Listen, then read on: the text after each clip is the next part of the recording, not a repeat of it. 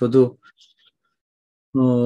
제 입장에서 그냥 본 거니까 정답은 아니고, 요 시대를 이제 회고해 보면 박정희 대통령이 이제 독재하던 때죠. 그러다 보니까 대학생들은 대부분 데모를 했죠. 그래서 이제 다그 대학생이란 그 움직임을 보는데 가장 큰 움직임은 데모죠.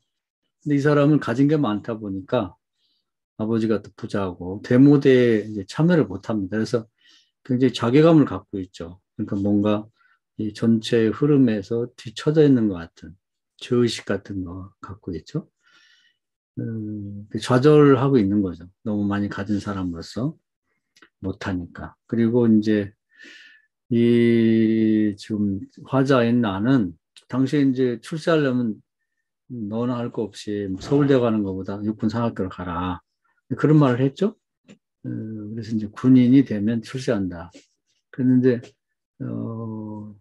이제 간이라고 한 대학원생은 정부에 대해서 비판적인 입장인데 그걸 못해서 속이 상한 거고 좌절하고 소외된 거고, 나라는 사람은 이 박정희처럼 되고 싶어가지고 반대 입장에서 출세하고자 육군 사관학교를 가려고 했는데 못 가서 좌절했죠. 그리고 구청에 그냥 그 병력 담당, 그러니까 군대와 관련되긴 한데 최하죠. 그래서 좌절하고 있는 거고, 또 36살의 어떤 사람은 이제 사회 일원인데 뭔가 경제적인 경제 발전의 시기니까 경제 발전해서 성공하고 싶었는데 좌절한 거죠. 실패자가 돼서. 지금은 좀 다릅니다만 그 당시에 하다 안 되면 이제 서적 외판을 하는 것이 최하의 직업이라고 봐야 되겠죠. 돈벌이가 안 되죠. 그러다가 이제 어떻게 됐는지 이제 결혼도 못하고 있다가 2년 전에 이제 34살 때 어떤 여인을 만나서 결혼을 했는데 그 여자도 뭐 이렇게 근본이 별로 없는 여자 같아요. 2년 동안 살면서 자기 친정 얘기를 안 하는 거 보니까 뭐 고하든지 하여튼 뭐 좀 술집 잡부가 돼서 떳떳하게 집에 갈 입장이 안 되는지, 어떻게 보면 결혼하려면 결혼 전에 벌써 인사시키고 그러잖아요. 그게 안 된 거 보니까 그런 사람을 만나서 그렇게 저렇게 사는 것 같아요. 그러다가 이제 여인이 병들어 죽게 되죠. 근데 이제 뇌망령에 죽는데 죽은 다음에 그냥 시체를 기증하면 뭐 다른 사람에게 각막에 뭐 쓰면 되는데 아마 이제 기증한 게 아니라 시체를 파는 것 같아요. 그러니까 의대 학생들이 그 어떤 실험 도구로 쓰라고 그러면서 4천 원을 받았다고 하는데 받고 나서 자기도 너무 힘드니까 받았는데 죄의식을 느끼는 거예요. 아내를 이제 죽은 아내를 팔아먹는 거 있으니까 산 아내도 파는 것도 말이 안 되지만 죽은 아내의 시체를 팔아서 돈을 챙겼다? 팔고 나니까 너무 자기가 정말 못할 짓 한 것 같고 이제 죄의식을 갖게 됩니다. 그래서 이제 이 세 사람이 하여튼 이런 사람들은 주로 밤에 뭐 나와요. 낮에는 떳떳하게 돌아다니지 못하고. 그리고 모이는 게 이제 최하인 이 포장마차에 모이게 되는 게 대부분입니다. 그래서 각 분야에서 이제 실패하고 좌절하고 소외된 그런 사람들이 이제 모인 거예요, 이렇게. 그러니까 이런 상황인데 이제 그렇게 서로 뭐 자기 생각을 하고 하다가 이제 이 소설에서 가장 하고 싶은 얘기는 뭐냐면 그래서 이제 얘기를 하다 보니까 다들 불행한데 이 36살짜리 불행이 가장 커요. 그러다 보니까 작은 불행을 가진 사람들은 이 사람에게 흡수가 돼버립니다. 사회는 그런 거라는 거예요. 그래서 작은 불행을 가진 사람들이 다 모였다가 결국 모인 사람들이 한 사람에게 다 집중이 되는데 그 모인 사람 중에 가장 슬픔을 당한 사람, 가장 충격적인 일을 당한 사람에게 모두가 흡수가 돼버리면서 그걸 수렴이 되는 거죠. 그러면서 이제 그 사람에게 이제 사로잡히는 거예요. 개인도 그렇고 사회도 마찬가지입니다. 그러면 이제 이 사람이 이제 자기가 그렇게 벌은 돈을 이렇게 같이 나눠 쓰면서 자기 죄를 좀 이렇게 공범 의식을 갖게 만들면서 죄의식을 좀 덜어내려고 하는 거죠. 그리고 이제 같이 이 공범이 된 사람들을 끌고 다니면서 이 사람들이 그 가장 불행하게 된 사람에게 사로잡혀 끌려다니게 됩니다. 그래가지고 뭐 짜장면도 먹고, 그리고 또 옷, 넥타이도 사주면 그 받게 되고, 벗어나질 못해요. 가장 불행한 사람을 만나게 되면 그 사람을 두고 갈 수가 없는 거예요. 이게 굉장히 힘을 갖고 있어요. 가장 불행하다는 것이.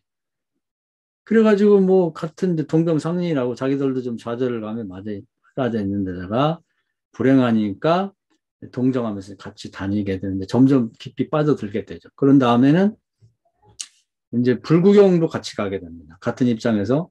그래서 불을 보면서도 불이 더 탔으면 좋겠다. 이렇게 생각을 하는데 같이 동료의식을 갖게 되는 거예요.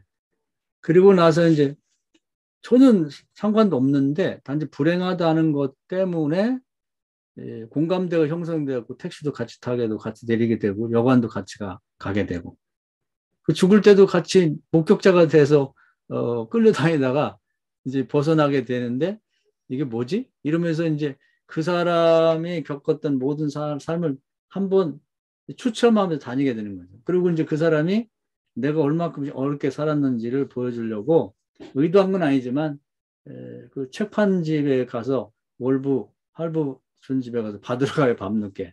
받나요? 못 받지. 그러면서 아 내가 이렇게 어렵게 살았다. 이걸 체험시키는 거예요. 그래서 자기는 이건 아닌데 대학생도 그렇고 대학원생도 그렇고 화자도 그렇고 끌려다니면서 본의 아니게 경험할 수밖에 없도록 이 불행이라고 하는 것이 가진 막강한 힘이 있다는 겁니다. 여기에 사로잡히게 되면 벗어나기 어려운 거예요. 그러니까 우리나라도 지금 보면 일제 36년의 경험에 지금까지 매여 있어요. 지금도 반일 감정 이거 얘기만 하면 전 국민이 다 사로잡히는 거예요.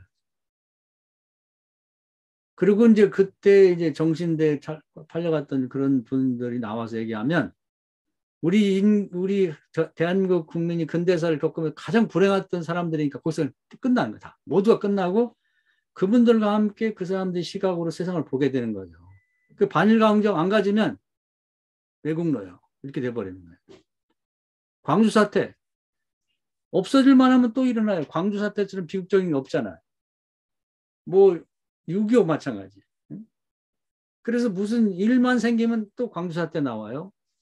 또 실향민 얘기 나와요. 일제시대 그 정신대 할머니 얘기 나오죠. 그 다음에 또 뭐가 있어요? 세월호. 그 당시는 가장 힘든 얘기니까 하여튼 가만히 있다가 무슨 대통령 나오고 무슨 국회의원 나오려면 그 세월호 참사 평소 관심도 없다 가가지고 내가 이 사람들 지원하겠다. 서울대학 그냥 보내주겠다. 아니 다른 사람 입장을 생각 안 하고 그냥 마구대로 뿌려버렸는데 거기에 대해서는 아무 얘기도 못하고 다 사법제 가는 거예요. 지금은 또 이태원 사건이 벌어지니까 이 사건을 어떻게든지 활용해가지고 이 불행 속에다가 전 국민을 사로잡아 가려고 하는데 평소 같으면 됐을 텐데 워낙 이제 이재명 씨 사건이 커지다 보니까 이건 그 불행이 먹혀들지 않고 있죠, 지금. 그래서 사회도 그렇고 이 개인도 그렇고요. 이 어떤 집단도 마찬가지예요. 가장 불행한 사람이 겪는 불행이 모든 것을 다 포괄해서 흡수해서 소화시켜내는 엄청난 힘을 갖고 있고 그것의 에너지에 사회나 단체나 개인이 다 휩쓸려 간다는 거죠.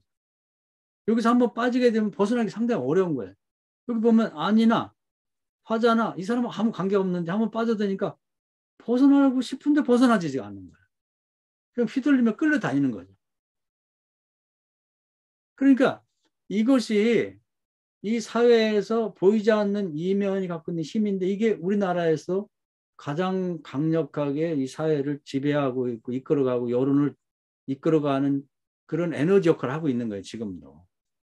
그래서 옛날에 뭐 광우병 사태라든지 뭐 그런 광주 사태라든지 뭐 4.3 사건이라든지 뭐 부마 사태라든지 또 이런 것들을 계속해서 경험했던 사람들이 앞서서 이걸 다시 생각나게 해서 옛날 일인데도 이것이 지금도 그 힘을 발휘하고 있다는 거죠.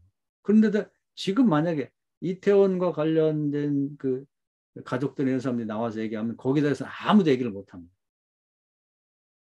왜냐하면 그 사건이 너무나 크고 엄청나기 때문에 그 우리 사회 전체가 이제 거기에 휘말려 들어가게 되는 거예요. 그게 나쁘다는 게 아니라 좋고 나쁘고를 떠나서 그러한 이 불행한 사태가 가지고 있는 강력한 에너지가 있다는 거예요. 그래서 모든 걸 다 포괄해버리고 흡수해버리고 소화해내버리는 그런 힘을 갖고 있고 거기에 끌려다닌다는 거예요. 그러면서 아닌데 아닌데 싫은데 싫은데 하면서 갈 수밖에 없는 상황이 벌어진다는 거예요. 이게 부정의 힘이기도 하고 그러니까 이것에 대해서 우리는 아직도 대책이 없어요. 어떻게 해야 될지를. 만약에 여기에 저나 우리 목사님들이 여기 안이라고 한 대학원생이나 또 화자인 나라고 하면 이런 상황에 빠졌을 때 나올 수 있느냐? 못 나오죠. 나오기 힘들어. 밥 먹으러 때 같이 짜장면집 가야지. 그렇게 해야 될 것 같아. 사람이 도리가 아닌 것 같아. 놓고 오기가. 아니 다 큰 남자가 징징 울어가면서 막 부인이 죽었다고 하는데 그걸 어떻게 놓고 와요? 못한다니까? 불금 가자는데 싫다고 나오기가 그게 사람으로서 힘든 거야. 울면서 같이 하룻밤 자자는데 어떻게 내치고 오냐고.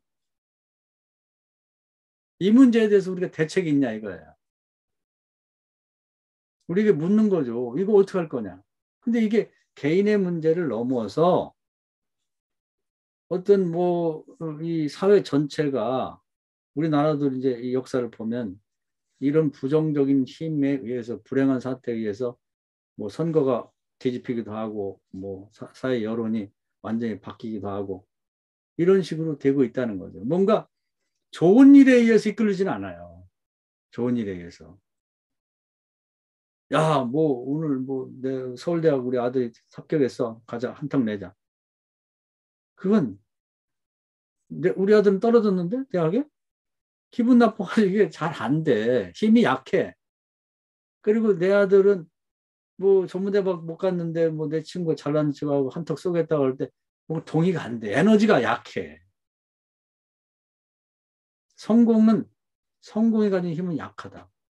개인적인 자기 만족으로 끝나는데 이 불행한 사태 그것도 이제 가장 불행한 사람을 만났을 때는 모든 사람이 거기에 사로잡힐 수밖에 없고 그 부정의 에너지에 끌려갈 수밖에 없다.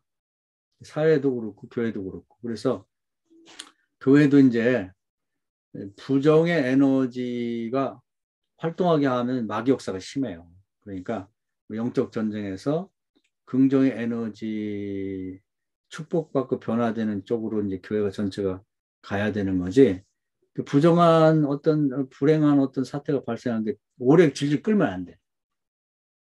그걸 어떻게 꼬리를 잘라버릴 수 있겠느냐. 근데 이게 쉽지가 않아요. 하나님이 기도를 통해 성령께서 이렇게 바꿔줘야 되는 거지. 한번 생각을 해보세요.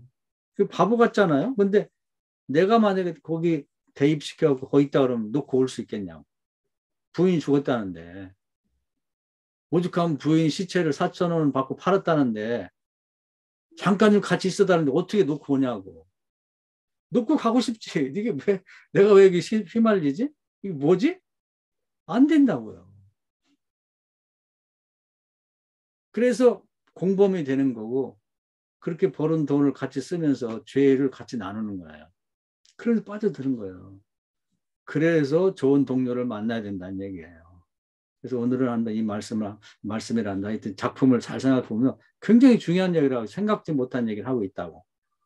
현재 나 자신, 우리 아이들, 우리 교인들은 지금 무슨 힘에 이끌리고 있는지 그걸 한번 살펴봐야 됩니다. 그리고 이걸 바꿔줘야 돼요. 그리고 벗어나야 돼요. 나중에는 죽음의 목격자, 자살의 목격자까지 돼서 잘못하면 경찰에 끌려다니는 상황까지 간다고. 제가 안 그러려고 했는데요. 아니, 안 돼. 안 되는 거예요. 그래서 이 작품은 우리가 여기 현실적으로 일어날 수 있는 굉장히 중요한 얘기를 이제 말해주고 있고, 우리가 평소 생각지 않은 어떤 새로운 면을 보여줌으로써 우리 자신의 삶을 이제 한번 들여다보게 만들어주고 있다. 그런 면에서 굉장히 좋은 작품입니다. 박수 한번 합시다.